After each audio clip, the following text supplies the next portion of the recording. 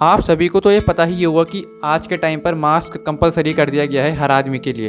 अगर आप अपने घर से बाहर बिना मास्क के निकलोगे तो आपसे बड़ा फाइन लिया जाएगा और पुलिस आपको डंडे भी मार सकती है। और इतना ही नहीं, अब ट्रैवलिंग के लिए और यहाँ तक कि शायद स्कूल कॉलेज जाने के लिए, अपने काम पे जाने के लिए भी आपको मास्क पहनना पड़ेगा, मास्क कंपलसरी कर दिया जाएगा।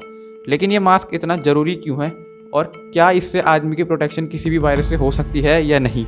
देखिए, मास्क से अपने आप को वायरस या फिर किसी बैक्टीरिया से बचाना ठीक बिल्कुल वैसा ही होगा जैसे किसी आदमी को समुद्र के बीचों बीच फेंक दिया जाए एक रेन कोट के साथ और कहा जाए कि अपने आप को भीगने से बचा लो, अपने आप को सुखा लो। तो वैसा ही बिल्कुल मास्क का भी सिस्टम है। मास्क आपको किसी भी वायरस या फिर बैक्टीरिया से नहीं बचा सकता सिवाय आपके इम्यून सिस्टम के, और कोई भी आपको इससे नहीं बचा सकता, चाहे वो हैंड सैनिटाइज़र हो, चाहे वो फिर किसी प्रकार का मास्क ही क्यों ना हो। बल्कि देखिए, मास्क और हैंड सैनिटाइज़र ये दोनों इंसान को बीमार करने के लिए ही होते हैं। आज से पहले जब भी कोई आदमी बाहर जाकर खुली हवा में सांस लेता था, छींकता था या फिर खांसता था, तो जो वायरस या फिर बैक्टीरिया उसके मुंह से निकलते थे वो फ्रेश एयर में जाकर डिस्ट्रॉय हो जाते थे, क्योंकि कोई भी वायरस या फिर बैक्टीरिया खुली हवा और सनलाइट के नीचे ज़्यादा देर तक नहीं रह सकता, वो ख़त्म हो जाता है। लेकिन अब कोई भी आदमी के मुंह में अगर वायरस होगा तो मास्क के ज़रिए वहीं पर जमा रहेगा और ना तो बाहर होगा ना ही अंदर होगा।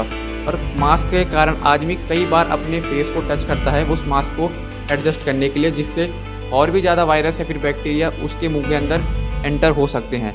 अब ऐसी कंडीशन में अगर कोई भी वायरस या फिर बैक्टीरिया एंटर कर जाता है तो सिर्फ एक ही चीज़ है जो आदमी को बचा सकती है, वो है आदमी की इम्यूनिटी, उसके डेंड्रिटिक सेल्स, जिसको नुकसान वो हैंड सैनिटाइज़र लगा के पहले ही पहुंचा चुका होता है। हैंड सैनिटाइज़र में 72% से ज़्यादा अल्कोहल कंटेंट होता है, और इस वीडियो में जाकर आप देख सकते हैं कि अगर आपने अल्कोहल लगाई है या फिर आपने अल्कोहल पी है तो वो बिल्कुल एक ही बात होती है। दोनों ही चीज़ आपके इम्यून सिस्टम को किसी भी तरह से कमज़ोर कर देगी।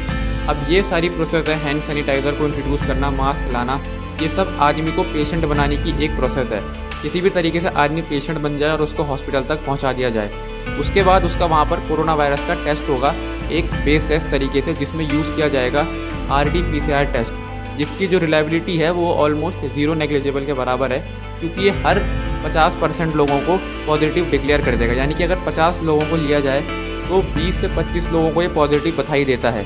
और अगर एक बार पेशेंट गलती से पॉजिटिव पाया गया तो उसके बाद उसको क्वारंटीन कर दिया जाएगा, उसको वेंटिलेटर पर लेटा दिया जाएगा, उसके सारे ह्यूमन राइट्स ख़त्म हो जाएंगे। अब वो पेशेंट ना होकर बन चुका होता है एक ह्यूमन गिनी पिग, जिसमें किसी भी प्रकार की दवाइयाँ, इंजेक्शंस, वैक्सीन टेस्ट कर दी जाती हैं और उसको फिर वेंटिलेटर पर डाल दिया जाता है।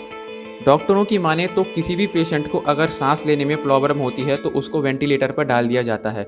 लेकिन अगर एक बार पेशेंट गलती से वेंटिलेटर पर चला जाए तो वहाँ से बाहर आने की चांसेस उसकी लगभग ना के बराबर ही होती है, और 100 में से 94 जो लोग हैं वो वेंटिलेटर से वापस ही नहीं आते, और बचे 6 लोग तो उनमें से 3 लोग तो घर जाकर ही 1-2 महीने में मर जाते हैं, और बचे हुए 3 लोग हो जाते हैं हमेशा के लिए पैरालाइज। यानी कि वो अब हर छोटी से बड़ी चीज़ों के लिए दूसरों के ऊपर डिपेंड हो जाते हैं। तो कुल मिलाकर ये जो भी वेंटिलेटर है ये आदमी को बीमार करने के लिए सिर्फ पैसा छापने के लिए ही बना था, क्योंकि एक वेंटिलेटर की कॉस्ट तकरीबन 2 से 10 लाख तक होती है और वहाँ का बिल बहुत ही लंबा चौड़ा आता है। तो इससे पहले एक प्रोन वेंटिलेटर का सिस्टम बनाया जाता था, जिसमें आदमी को घर में ही बिना किसी पैसा खर्च किए वेंटिलेटर की सुविधा दी जाती थी, ताकि वो अपनी सांस की प्रॉब्लम से निजात पा सके। और ये बात डॉक्टर विश्वरूप राय चौधरी जी ने 5 जून को लाइव आकर बताई थी। तो आप जाकर उनकी वो वीडियो देखें और समझ सकते हैं कि किसी भी आदमी को सांस की दिक्कत के लिए वेंटिलेटर पर जाने की ज़रूरत नहीं है, क्योंकि अगर एक बार आदमी वहाँ चला गया तो उसका बचना नामुमकिन है, लगभग ना के बराबर ही है। तो किसी भी स्वस्थ आदमी को बीमार बनाकर उसको वेंटिलेटर पर डालकर उसको कितना ज़्यादा फ़ायदा हो जाता है डॉक्टर को, इसके लिए आप इस छोटी सी वीडियो क्लिप को एक बार देखें।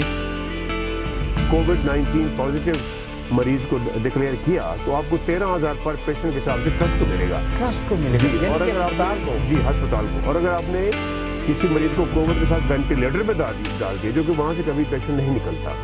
और ये एक बात भी बताऊंगा कि वेंटिलेटर का नुकसान क्या है, उसको कोई फायदा नहीं हो रहा, बल्कि हम डैमेज कर रहे हैं और हम मार लेते हैं उल्टा। जी, तो कभी भी वेंटिलेटर से आता नहीं। और जो अकॉर्डिंग टू दी जो फिजियोलॉजी है बॉडी, तो उसके मुताबिक वेंटिलेटर जो कि इतना पॉजिटिव प्रेशर होता है वो एल्वोलाई को वैसे ही डैमेज कर देता है, मरीज वहाँ से नहीं निकलता। और उसमें लपेट के रखना। जी, उन्होंने फिर ये कहा कि अगर आप कोविड पेशेंट को वेंटिलेटर में डालते हैं तो $39,000 will be for each patient. For each patient.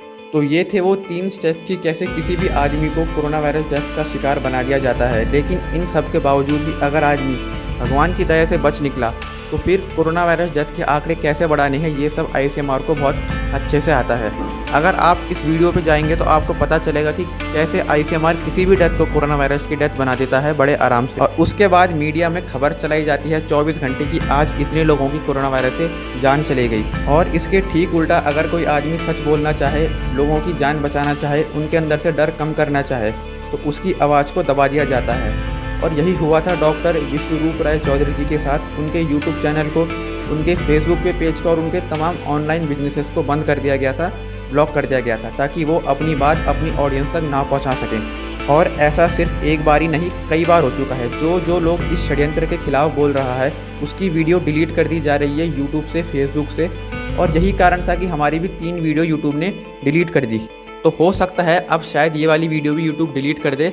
तो अगर आपने अभी तक ये वीडियो देखी है तो धन्यवाद, इसको शेयर करें। आप देख रहे थे डीप फाइंड। जय हिंद।